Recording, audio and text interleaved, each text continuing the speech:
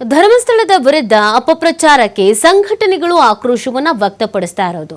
ಧರ್ಮಸ್ಥಳ ಹೆಸರಿನಲ್ಲಿ ಮಹಾದ್ವಾರ ನಿರ್ಮಾಣ, ಧರ್ಮಸ್ಥಳದ ಮಾದರಿಯಲ್ಲಿ ಮಹಾದ್ವಾರವನ್ನ ನಿರ್ಮಾಣ ಮಾಡಲಾಗಿದೆ. ಚಿಕ್ಕಮಗಳೂರು ನಗರದ ಹನುಮಂತಪ್ಪ ಸರ್ಕಲ್ ಬಳಿ ನಿರ್ಮಾಣ ಮಾಡಿರೋದು. ಹಿಂದೂ ಮಹಾಗಣಪತಿ ಸೇವಾ ಸಂಘದಿಂದ ನಿರ್ಮಾಣವನ್ನ ಮಾಡಲಾಗಿದೆ. 12ನೇ ವರ್ಷದ ಗಣೇಶೋತ್ಸವದ ಪ್ರಯುಕ್ತ ಮಹಾದ್ವಾರ ನಿರ್ಮಾಣ ಮಾಡಿರೋದು. ಧರ್ಮಸ್ಥಳದ ವಿರುದ್ಧ ಅಪಪ್ರಚಾರವನ್ನು ಖಂಡಿಸಿ ಮಹಾದ್ವಾರ ನಿರ್ಮಾಣ ಮಾಡಲಾಗಿದೆ. ನಾಳೆಯಿಂದ ಸೆಪ್ಟೆಂಬರ್ 6ರವರೆಗೂ ಇರಲಿದೆ ಈ ಮಹಾದ್ವಾರ. ಈಗಾಗಲೇ ರಾಜ್ಯದ ಕೆಲವು ಜಿಲ್ಲೆಗಳಲ್ಲಿ ಧರ್ಮಸ್ಥಳಕ್ಕೆ ಸಪೋರ್ಟ್ ಆಗಿ ಧರ್ಮಸ್ಥಳಕ್ಕೆ ಅಪಪ್ರಚಾರವನ್ನು ಮಾಡಲಾಗ್ತಾ ಇದೆ, ಕಳಂಕ ತರುವಂಥ ಕೆಲಸವನ್ನು ಮಾಡಲಾಗ್ತಾ ಇದೆ.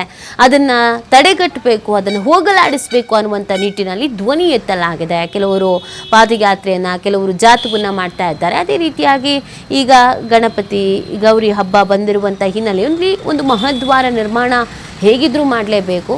ಶ್ರೀ ಧರ್ಮಸ್ಥಳ ಮಹಾದ್ವಾರ ಅಂತ ನಿರ್ಮಾಣ ಮಾಡಿದ್ದಾರೆ. ಚಿಕ್ಕಮಗಳೂರು ನಗರದ ಹನುಮಂತಪ್ಪ ಸರ್ಕಲ್ ಬಳಿ ಈ ನಿರ್ಮಾಣವನ್ನು ಮಾಡಿರುವಂಥದ್ದು.